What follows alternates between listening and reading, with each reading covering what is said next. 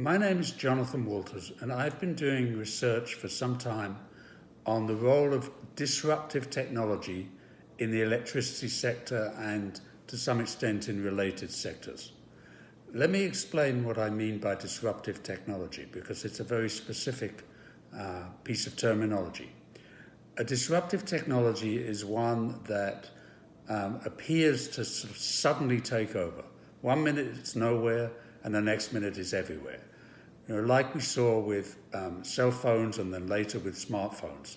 What happens is that the efficiency of the technology rises, the price of the technology falls below some competitive threshold, and suddenly it just takes over. That's a disruptive technology. And when it suddenly just takes over, that's what we call a tipping point. It tips from being used quite rarely to being used ubiquitously by everyone and everywhere. Now, let's look at it in the electricity sector.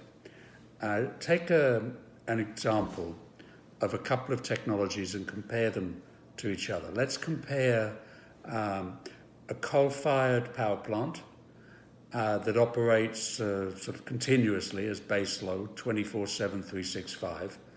And let's compare it to, say, a solar with some form of energy storage, a solar plant with some form of energy storage, and enough energy storage to be able to operate continuously like the coal-fired power plant operates.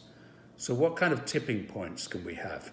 We can say really there's two levels of tipping point. The first tipping point, the tipping point that will come first in time, is when a new solar plus storage plant becomes cheaper than a new coal power plant.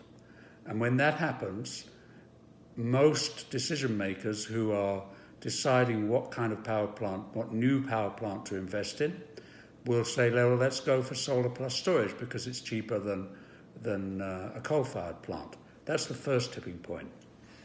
The second tipping point, which is even more revolutionary, comes when a new solar plus storage plant is cheaper even than continuing to operate an existing coal-fired plant.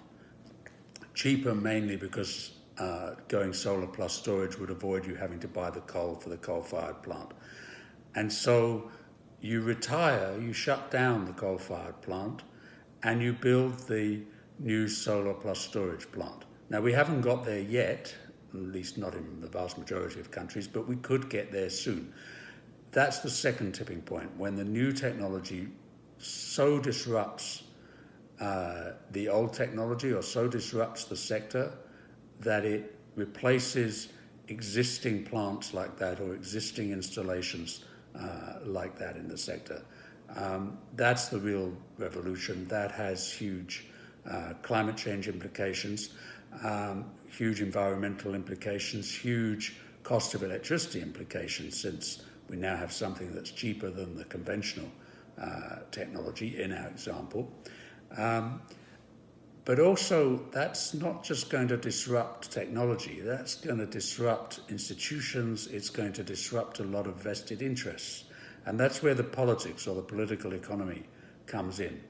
Because if you are an owner or investor in coal-fired power, in my example, or you are a supplier of coal, then your interests are obviously threatened by the competition from the now cheaper solar plus storage plant.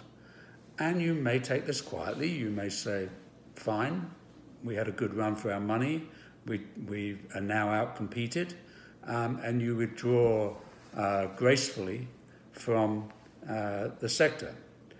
Or you may not take it peacefully. You may say, okay, we're going to fight back.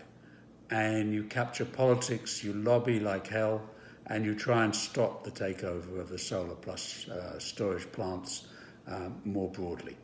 That's how politics comes into the picture. And in the virtual webinar, we can talk about that in a lot more detail.